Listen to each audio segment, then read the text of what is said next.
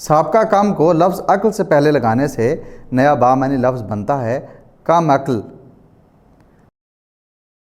سابقہ بے کو لفظ چارہ سے پہلے لگائیں تو نیا بامعنی لفظ بنتا ہے بے چارہ۔ سابقہ کم کو لفظ ظرف سے پہلے لگائیں تو نیا بامعنی لفظ بنتا ہے کم ظرف۔ سابقہ بے کو لفظ حیا سے پہلے لگائیں تو نیا بامعنی لفظ بنے گا بے حیا۔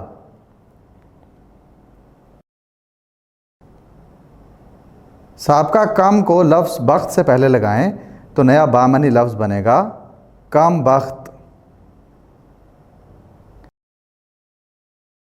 سابقہ بے کو لفظ شرم سے پہلے لگائیں تو نیا بامعنی لفظ بنے گا بے شرم۔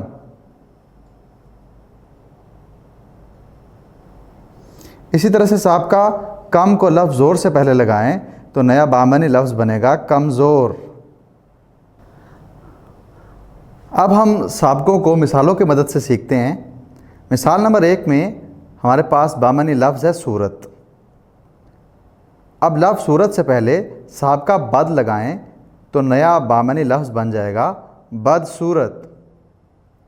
اسی طرح سے مثال نمبر 2 میں ہمارے پاس ایک بامعنی لفظ ہے نصیب۔ اس سے پہلے سابقہ خوش لگائیں تو نیا لفظ بنے گا خوش نصیب۔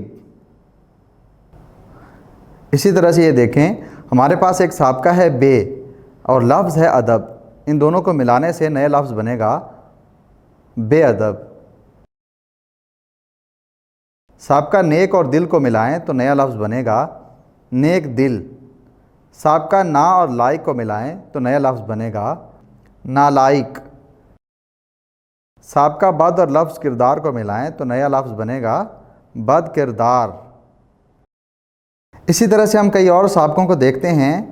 سابقہ ہے اہل، اس کو ہم مختلف بامعنی الفاظ سے ملا کر نئے الفاظ بناتے ہیں۔ اہل سابقہ سے اہل نظر، اہل ایمان، اہل محلہ، اہل وطن۔ سابقہ با سے باخبر، با ادب، با اخلاق، با معنی۔ سابقہ غیر سے غیر حاضر، غیر آباد، غیر مفید، غیر ضروری۔ سابقہ خود سے خوددار، خود سر، خود پسند، خود غرض۔ سابقہ راہ سے رہنما، راہ گیر، راہ رو، راہ گزر۔